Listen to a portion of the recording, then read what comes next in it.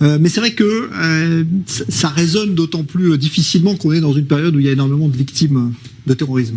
Tout à fait, je crois que c'est une déclaration très grave, c'est un appel à la rébellion. D'ailleurs, comme l'a rappelé votre reportage, le parquet ou le procureur général a demandé une enquête, puisqu'il s'agit là d'un véritable appel à la rébellion, alors même que, justement, ces dernières années, on essaie justement de créer une certaine coopération entre les secteurs juifs et arabes. Il y a maintenant aujourd'hui un parti arabe dans la coalition.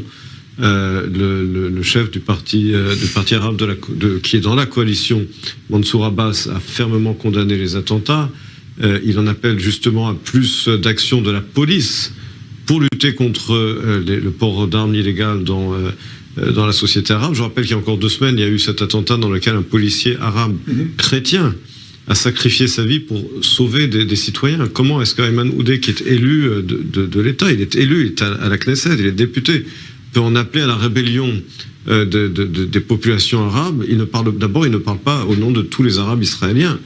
Il y a, je dirais, presque une majorité d'Arabes israéliens qui ne se reconnaissent pas dans lui. Comment peut-il dire cela 2 semaines après qu'un Arabe israélien ait sacrifié sa vie comme héros pour protéger des vies? Donc ce sont des propos très graves, irresponsables. Alors évidemment qu'ils viennent dans un contexte politique particulier pour bien signifier à tout le monde qu'il est dans la poche de personne. Il en a rajouté, mais en rajoutant, il a été complètement, je dirais, irresponsable, alors même qu'on essaye de penser les plaies et de trouver un terrain d'entente entre les Juifs et les Arabes en Israël. C'est ce genre de propos qui portent atteinte à la coexistence dans le pays. D'ailleurs, je précise que la ville de Bnei Brak va donner à l'une de ses rues le nom de ce policier Khouri qui était mort donc en venant au contact du terroriste. Alors, on est dans une situation effectivement extrêmement tendue, et il y a aussi l'autorité palestinienne qui est prise un petit peu entre deux feux. On a vu aujourd'hui qu'un des responsables de l'autorité palestinienne a dit si l'armée israélienne continue ses opérations, ça va sans doute agiter la rue palestinienne et on ne répond plus de ce qui peut se passer. Est-ce que vous pensez que l'autorité palestinienne tient aujourd'hui la foule palestinienne avec ce à quoi on assiste actuellement? Vous savez, depuis le premier jour où l'autorité palestinienne a été fondée à l'époque d'Arafat, elle joue un double jeu, un jeu hypocrite, il faut bien le dire, et Mahmoud Abbas le joue également, à savoir que d'un côté, il incite à la haine dans ses médias qu'il contrôle, et dans ses livres scolaires qu'il contrôle également, contre les Israéliens et contre les Juifs en général, en encourageant finalement le terroriste. Et puis à côté de cela, je vous dis, on sait très bien, il paye des salaires aux familles des terroristes. Comment est-ce qu'un message peut-il être plus clair que cela? Envoyez vos fils se faire tuer, se suicider pour tuer des Israéliens, et vous aurez un salaire à vie.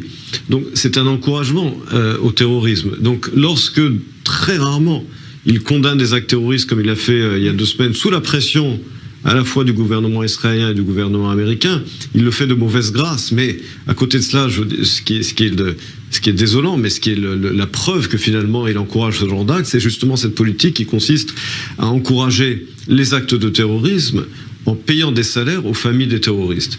Et là, je pense que aussi bien Israël que la communauté internationale doit demander des comptes à Mahmoud Abbas et à l'autorité palestinienne, dans la mesure où on ne peut pas justifier, rien ne justifie le meurtre d'innocents, surtout lorsque l'on sait que c'est justement Israël qui a fait le plus d'efforts. Ces dernières années, il n'y a plus de négociations, mais il y a encore 20 ans, lorsqu'il y avait des négociations, pour arriver à un compromis honorable avec l'autorité palestinienne, et que c'est le leadership palestinien qui a toujours rejeté les compromis. Donc on ne peut pas faire porter la faute du conflit uniquement sur Israël. Et à côté de ça, comme je l'ai dit, l'autorité palestinienne, malheureusement, joue un double jeu, et il faut le dénoncer. Ouais, alors surtout qu'on est dans une période où on pensait justement qu'il y avait une reprise de contact. On a vu Benny Gantz, Yair Lapid, avoir des gestes justement envers Mahmoud Abbas. Est-ce que tout cela, à votre avis, a un sens aujourd'hui? Est-ce qu'il faut renouer le contact quand on voit ce qui se passe justement? D'abord, ces contacts, ils ont lieu, comme je l'ai dit, dans un contexte très spécifique, c'est le mois du Ramadan et les fêtes de Pessah en Israël, de la Pâque juive. Donc le but, effectivement, de ces contacts était de coordonner entre les forces de sécurité israéliennes et palestiniennes pour éviter qu'il y ait un embrasement de la situation. N'oubliez pas que, à côté malheureusement de son incitation à la haine et du paiement des salaires aux familles des terroristes, à côté de cela, il faut bien dire la vérité, que l'autorité palestinienne aussi coopère dans certains cas avec Israël pour lutter contre des actes de terrorisme. Donc les deux sont vrais. Et donc l'un n'exclut pas l'autre. On peut tout à fait condamner Mahmoud Abbas pour sa non-condamnation du terrorisme et exiger de lui des mots beaucoup plus forts. Et à côté de cela, continuer la coopération sécuritaire qui est nécessaire en période de tension comme celle actuelle, le Ramadan plus la fête de la Pâque juive, pour éviter effectivement des débordements et des incidents. Merci beaucoup Emmanuel Navon, professeur de relations internationales à l'université de Tel Aviv.